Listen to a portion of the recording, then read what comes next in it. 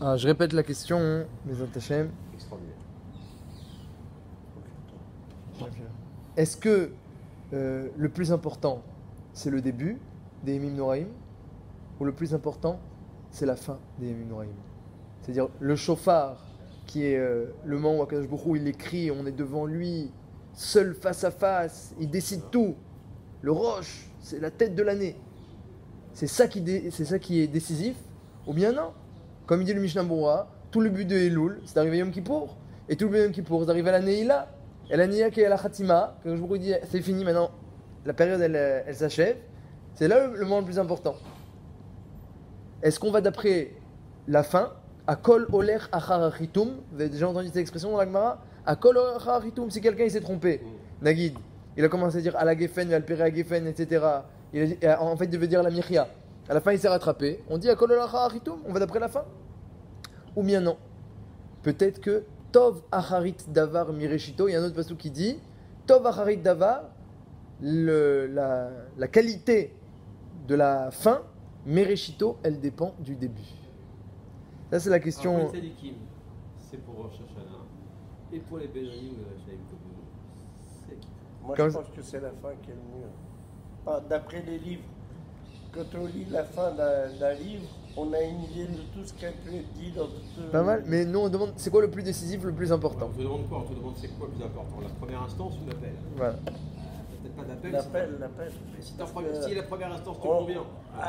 A priori, on est tous coupables à l'origine. Alors bon iré, Vert Hachem, on va voir que les Roa, c'est deux choses bien différentes. C'est C'est deux ce choses. que j'allais dire, c'est très différent. Voilà.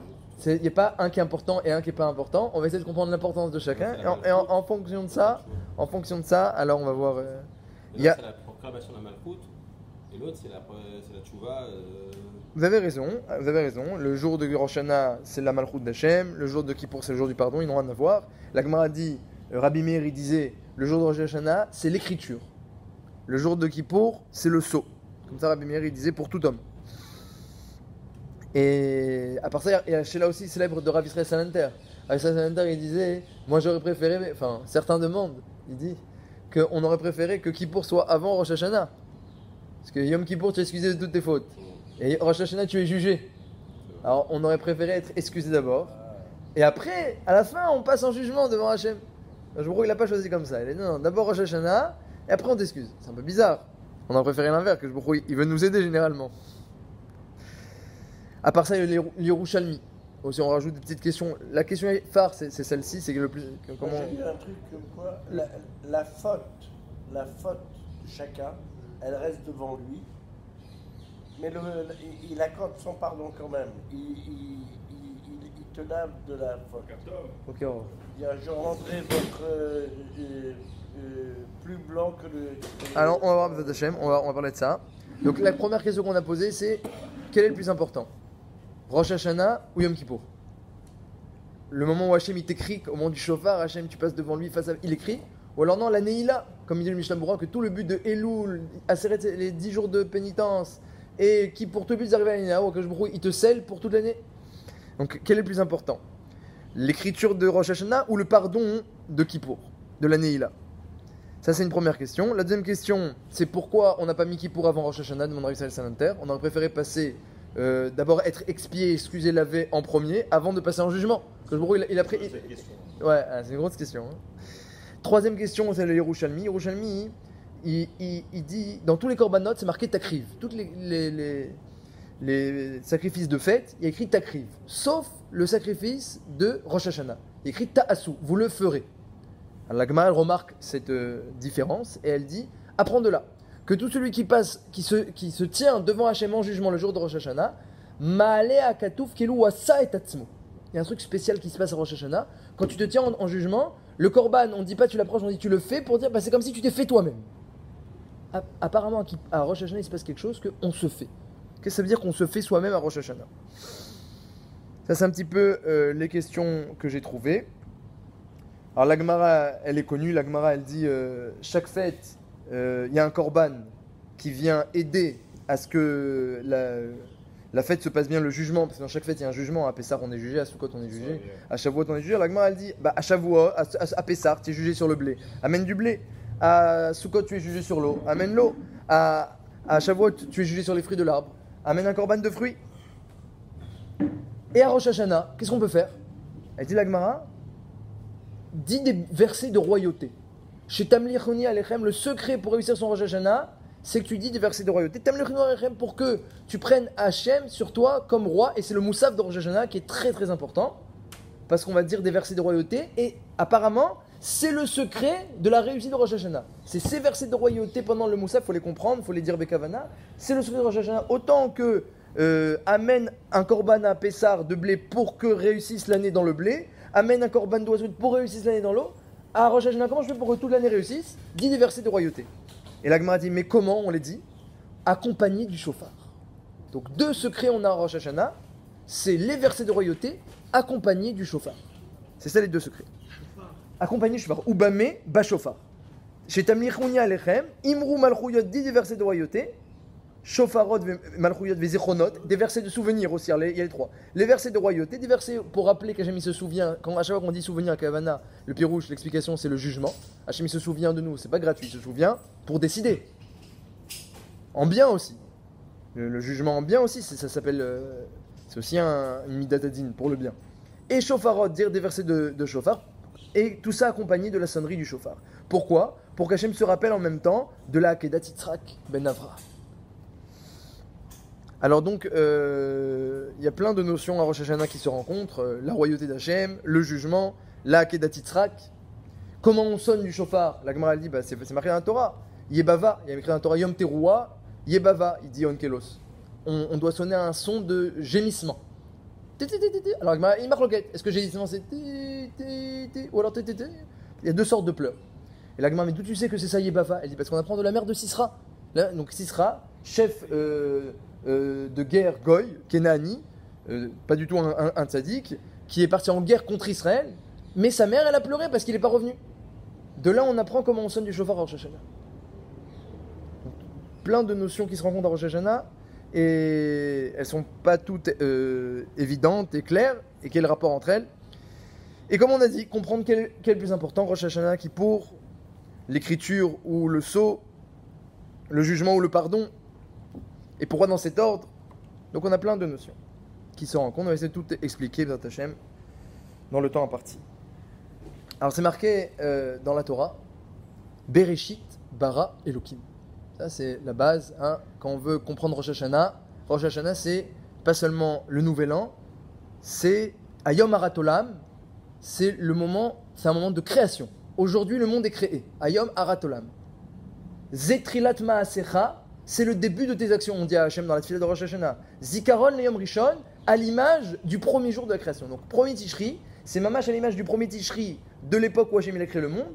Akadosh Baruch Hu, il est sur son Kisedin, au monde, il est en train d'être assis sur son trône de jugement. Comme c'est marqué dans la Torah, Bereshit bara Elokim. Il a créé le monde avec Midat Adin.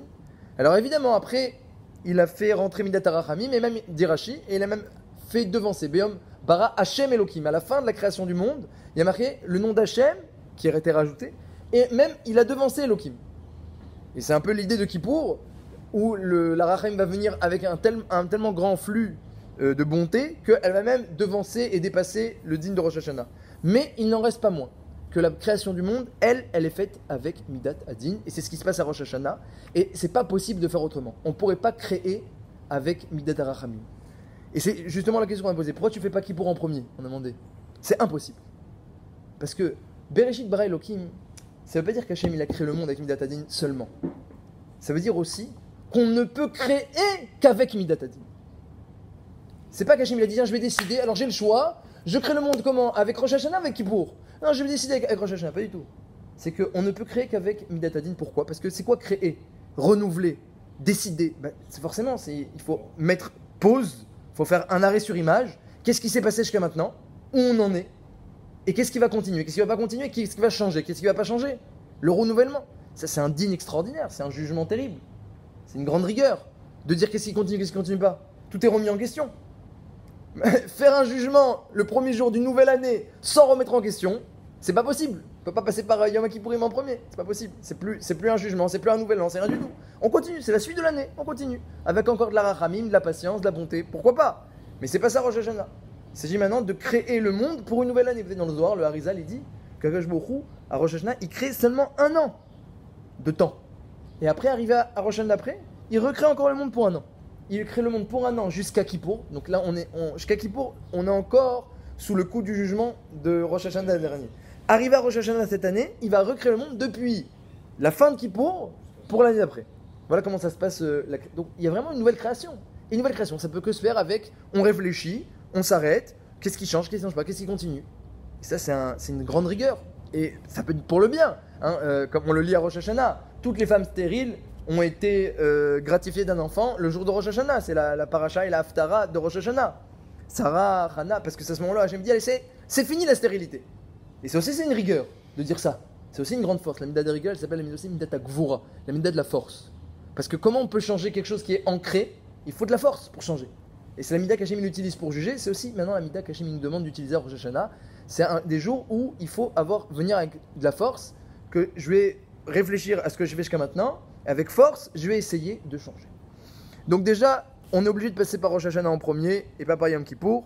Et les 2 jours sont... Alors maintenant, les 2 jours. Comment comprendre, percevoir les 2 jours, qui est le plus important? Alors, il y a un pasouk des Teilim qu'on dit tous les jours.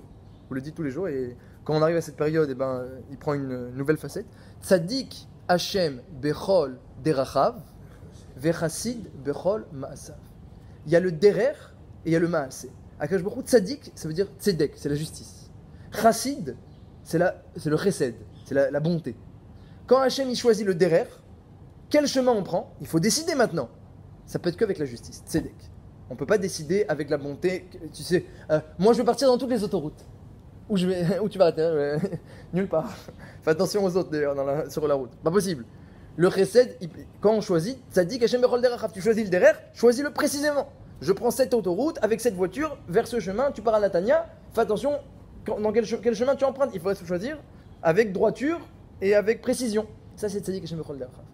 Maintenant ensuite, quand arrive Yom Kippour, c'est la deuxième étape. Yom Kippour. Le Ramban il dit que Rosh Hashanah c'est Yom Adin Berachamim, le jour du jugement, avec de la compassion, parce qu'il faut, sinon on ne tient pas. Et Yom Kippour c'est Yom Arachamim Badin, c'est le jour de la compassion dans le jugement. Donc arrivé à Yom Kippour, Hachem dit voilà, j'ai décidé quel chemin on emprunte. Maintenant, tous ces chemins ils sont pas forcément agréables, c'est pas forcément ça pas dans la faveur de chacun, etc. Si on arrive à obtenir le pardon, on peut faire en sorte que Chassid Bechol Ma'asav, que quand Hachem il va appliquer ses décisions, ce soit fait Bechesed. Donc c'est quoi le plus important? Eh bien, les deux sont importants. Il y a la décision et l'application. Et c'est pas juste une question de Tzadik ou Rasha Bémet.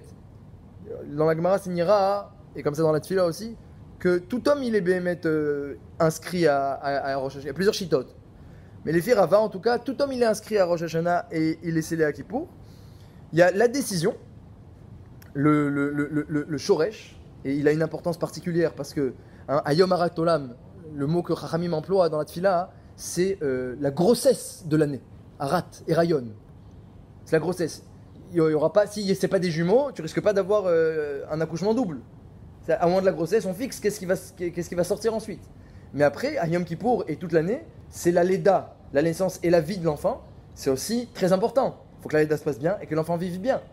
Les deux sont très importants. Mais il n'y aura pas autre chose que ce qui a été mis dans le ventre au moment de la grossesse. Donc il y a la décision qui est faite avec justice et avec rigueur, qui est très importante. Et pour cela, il faudra beaucoup de force. Et ensuite, il y a la naissance et la vie, qui, elles, sont obligées d'être accompagnées de beaucoup de rachamim, parce qu'on a besoin de beaucoup de rachamim. Donc les deux, ils ont leur importance, et d'Afrique dans ce céder-là. Alors maintenant, comprendre un petit peu les versets de royauté et le shofar, qu'est-ce que ça fait là? Alors on le dit aussi, il y a aussi le secret dans la tefila. Akadosh Baruch Hu, donc Yom HaZikaron, c'est marqué dans la Torah, le Rosh Hashanah s'appelle Yom HaZikaron, le jour du souvenir. Donc Hachem il se souvient de chacun, chacun c'est marqué Kol Be'olam, chaque être, c'est pas seulement chaque être humain, chaque juif, chaque être, Kol Be'olam, c'est marqué dans le Midrash, même les arbres ils passent en jugement, Az Yiranenu Kol Hatzei Ya'ar, ils passent en jugement à Rosh Hashanah. Donc tous les êtres du monde, les vivants, les non-vivants, ceux d'avant, ceux d'après, il n'y a pas un être qui passe pas devant Akadosh Baruch Hu Rosh Hashanah. Et on passe devant Hachem. Alors après, la Gemara demande qui passe en premier, qui passe en dernier, dans quel ordre. En tout cas, on passe devant Akadosh Baruch Hu. À quel moment? Première partie du matin, deuxième partie. Et on passe en jugement devant Akadosh Baruch Hu. Et à ce moment-là, alors qu'est-ce qui peut se passer? C'est marqué dans la tefila, im kebanim, im ke avadim. Im kebanim, rachamenu, kerachem aval banim. Et veim ke avadim, enenu lechat eluyot, shtechonenu, vetoti kaor mishpatenu ayom kadosh. Tout ça, c'est les mots de la tefila. Ça veut dire qu'il y a 2 ou 3 sortes de passer quand on passe devant Hachem. 2 ou 3 sortes de personnes. Il y a ceux qui passent, qui sont comme des enfants. Ça, c'est le mieux que je beaucoup y vois. Il dit voilà, je dois te juger, mais je me rappelle très bien que tu es mon fils, tu me ressembles, tu vas dans mes chemins de bonté, tu étudies la Torah qui m'est très proche, tu fais la prière, tu me ressembles, donc je te juge, mais en me rappelant que banim. Alors, il y aura de la compassion même dans le jugement. Dans le jugement lui-même qui est fait Bédine, on va décider, mais on va décider quelque chose, un chemin de renouvellement qui va aller en ta faveur. Im kebanim. Im ke avadim, il y a un autre que Akadosh Baruch Hu, il voit pas trop de points communs avec lui, mais quand même, il le sert. Il me sert, celui-là. Il me sert directement, il me sert indirectement, il me sert. Im ke avadim. Et il y a une troisième personne qui n'est pas écrite dans la tefila. C'est celui qui n'est ni ben ni even. Lui, ni il me ressemble, et il me sert à rien. Lui, Akadosh Baruch Hu aussi, il passe devant lui. Mais est-ce qu'on va tenir compte de est-ce que mon jugement va en sa faveur ou non? Peut-être pas. Sur ça vient le shofar, les versets de royauté, le shofar et le son de gémissement de la mère de Sisra. Chachamim, ils ont pensé à tout. Ils ont dit, alors il y a la Torah déjà qui a pensé à ça, et ensuite Chachamim qui ont rajouté Tkiyot des Meumat, Tkiyot des Meyushav, la manière dont on sonne, ils ont révélé comment, les sources dans la Torah. Toujours les Chachamim, ils viennent, la Torah c'est le sirop, c'est l'eau qui vient donner à son sirop son parfum et enfin sa ana'a, qu'on puisse en profiter. Donc la Torah, elle a dit du shofar, et Chachamim il nous explique quelle est la source et comment ça doit se faire. Premièrement, tu prends une corne de bélier pour appeler Yitzhak. Et tout celui qui prend un corne de bélier, Akadosh Baruch Hu se souvient de Yitzhak, et c'est comme lui-même il passait en Akeda devant Hachem. Comme ça c'est marqué dans la Gemara. Kilou Aked et Tatzmo. Qu'est-ce que ça veut dire? Ça veut dire que quand on rappelle maintenant le shofar, on dit à Akadosh Baruch Hu, même si peut-être on te ressemble pas, on n'est pas comme des banim pour toi, Chas v'Shalom, hein. Peut-être certains ne ressemblent pas à Akadosh Baruch Hu, ils sont pas proches de lui. Mais on descend en tout cas de Avram, Yitzhak et Yaakov, qui eux, mamash, ils te ressemblaient. Hein. Avram, il ressemblait à Hachem dans la Mida de Chesed, comme personne n'a ressemblé à Hachem. Yitzhak, il ressemblait à Hachem dans la Mida de force, la seconde, de Din, comme personne n'a ressemblé à Hachem. Et Yaakov dans la Mida de Torah, de Emet, comme personne n'a ressemblé. Et à tel point il ressemblait à Hachem qu'il s'appelle le char de la présence d'Hachem sur terre. C'est-à-dire qu'Akadosh Baruch Hu, il dit, mes midot, personne ne les a concrétisés sur terre plus qu'Avram, Yitzhak et Yaakov. Donc c'est les enfants d'Hachem par excellence, Avram, Yitzhak et Yaakov. Et nous on vient et on dit, regarde Akadosh Baruch Hu, regarde de qui on descend. On sonne le shofar, on te rappelle de qui on descend. Donc on a quand même une généalogie du sang de Banim. On a un peu Banim. Même si on ne l'est pas dans nos actions, peut-être pas. Mais regarde, on est dans nos gènes, on a les cohortes de Banim. Alors, disaient aussi nos sages, maintenant c'est aussi le moment de rappeler Malchouyot, verset de royauté, pour dire à Akadosh Baruch Hu qu'on va dans le sens de ta royauté. Regarde, Hachem Melech, Hachem Malach, Vaya Hachem Melech al Kol Haaretz. On rappelle tous les versets de royauté. Et du jugement aussi, les versets de Zikaron Yaroyar Akadosh Baruch Hu. On sait très bien que tu juges. On sait très bien que tu renouvelles le monde et que tu renouvelles la royauté. Et on va dans ton sens. Ah, vous allez dans mon sens? Alors si vous allez dans mon sens, je vais prendre un sens qui va dans le vôtre, dit Hachem. Ça, c'est les versets de royauté. Pour qu'on soit aussi comme des Avadim pour Akadosh Baruch Hu. Comme des Banim grâce au shofar, comme des Avadim. Et il y a malheureusement certains qui sont ni comme des Banim, ni comme des Avadim. Et ils sont un peu comme, par rapport à nous, comme Sisra nous est étranger. Mais Sisra, autant aussi étranger soit-il à la Torah, aux mitzvot, aux bonnes midot et à la droiture, aussi étranger soit-il, sa mère, ça reste sa mère. Et quand il ne revient pas, elle pleure. Ça, c'est le son du shofar. Chachamim, ils ont révélé que la kavana de la Torah, Vateyabevem Simcha, c'est pas seulement Chachamim, c'est déjà Onkelos qui a traduit Teroua dans la Torah par Yebava, donc il a pris le mot de la mère de Sisra, Onkelos, pour traduire. Beruach HaKodesh, Kayadoua, il a traduit toute la Torah avec les mêmes mots que Moshe Rabbeinu l'a traduit en araméen, comme ça on a une Kabbalah que Onkelos il a traduit les mots. Et comment on nous révèle Onkelos? C'est quoi Teroua? C'est le gémissement de la mère de Sisra. Il y a une marque comment elle a gémi, donc on fait toutes les combinaisons possibles pour être sûr. et on le fait 2 fois, une fois assis, une fois debout pendant la mida, pour que embrouiller le Satan, il va voir qu'on aime les mitzvot, il va plus pouvoir accuser. En tout cas, la mère de Sisra, quand on va sonner le chauffard, on dit à Hachem, regarde, on sonne le chauffard, on a du sang d'enfant. Puis on rappelle ta royauté, en plus le chauffard, c'est comme ça qu'on élisait les rois. Donc regarde Hachem, on est tes serviteurs, on t'élit roi avec le chauffard. Et puis avec une corne de bélier, on est les enfants, on est tes enfants.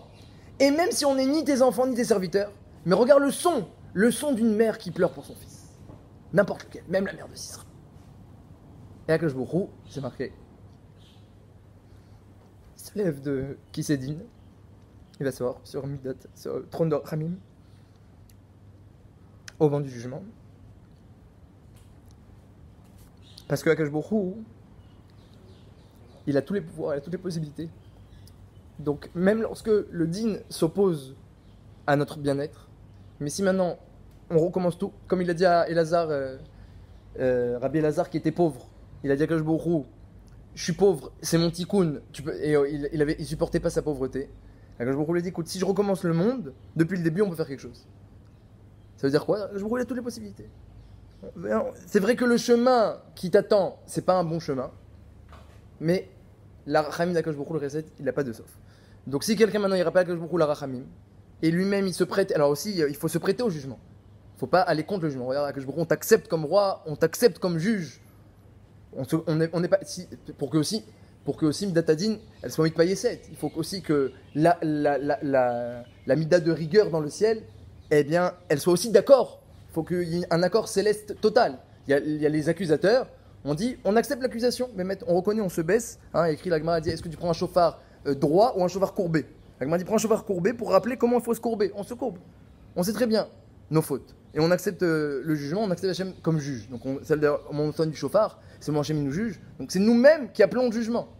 Donc on accepte Hachem comme juge. Et en même temps, on rappelle tout ce qui va dans notre faveur, qu'on est des banim, qu'on est des avadim, que Akadosh Baruch Hu il est merachem, comme un papa ou une mère qui est merachem sur ses enfants, n'importe lequel. Et Akadosh Baruch Hu, lui qui est echad, qui est au-dessus de tous les circuits de justice et de toutes les... Eh bien, il peut aller maintenant s'asseoir sur le trône de Rachamim et même dans la rigueur, réviser la chose. Au moment du jugement, que je change de trône, on va revoir les choses. Peut-être qu'on peut trouver, même avec justice, avec rigueur, un chemin qui ira dans ta faveur. Donc ça, c'est ce qui se passe que Baruch Hu nous révèle tout, comme c'est marqué dans le Midrash, c'est marqué Ashram Shekachalo, heureux le peuple qui sait exactement ce qui se passe dans le ciel à chaque instant, chaque jour de l'année. Ça, c'est Ashram Shekachalo. Et c'est... Ah, il y en a, voilà, il y en a qui disent, alors, la graine, la grossesse, c'est le premier et le deuxième jour de Rosh Hashanah, ça c'est la graine. Et après, c'est comment ça va pousser, comment ça va sortir. Mais il n'y aura pas autre chose que la graine. Il y a une importance spéciale à Rosh Hashanah. L'important, c'est le Kohar, c'est le roche. Et ensuite, comment ça va se développer? C'est la Seret Yemei Teshuvah, c'est la naissance, c'est Yom Kippourim. Et aussi, tous les jours de l'année. Donc il faut se prêter au jeu et recevoir bien le jugement. Pourquoi c'est que dans ce cas-là, la déclaration de la Malchut d'Hachem à Rosh Hashanah, ça présuppose que la Teshuvah, on les fait avant, pendant Elul, ou c'est après, c'est réservé aux 10 jours Il y a deux choses. Il y a se préparer à prendre Hachem sur soi comme roi. C'est un effort de tchouva. Et ensuite, après que Akadosh Baruch Hu, il a été élu roi, il a pris ses décisions, c'est faire en sorte que l'application de ces décisions, elle soit enrobée de miel et de douceur. Mais attends, ce qui est bizarre, c'est qu'on est jugé à Rosh Hashanah. Pourtant, on ne fait pas de vidouille. On peut connaît nos fautes, mais on dit on parle pas de tchouva, voilà. on parle pas de tout ça. Non, tchouva oui, mais c'est pas la même tchouva que la Seret Yemei Teshuvah après que Yom Kippourim. Parce que parler de nos fautes au moment où on est jugé, ça va pas dans notre sens. Donc ça c'est la préparation avant, c'est aussi ensuite après, parce qu'il y a des décisions qui ont été prises à cause de certaines fautes, mais qu'on pourrait complètement, si on annulait complètement la faute et ses effets, on pourrait aussi annuler la décision. Donc ça c'est le travail de la Seret Yemei Teshuvah. De maintenant, cette décision-là, je pourrais l'annuler en effaçant cette faute-là complètement. Et cette décision-là, je pourrais l'annuler en faisant... Ça aussi, c'est possible, c'est une possibilité. Mais au moment où l'ange accusateur, il a la parole, on ne peut pas commencer à discuter. On peut dire nos fautes, quoi. Voilà, faisons. Sisra, il a été tué d'un taquet dans la tempe. Par Yaël, Nahon, par Yaël. Nahon. Et qu'au moment où elle le tue, elle lui dit, comme toi, tu as fait pleurer les autres mères, moi je vais faire... Ta mère, elle va pleurer. Non, ça c'est Shmuel avec Agag. Shmuel avec Agag. Ah, Yael, elle a rien dit, elle a endormi. elle a Elle a endormi. C'est Shmuel avec Agag. Il est picolé. Top.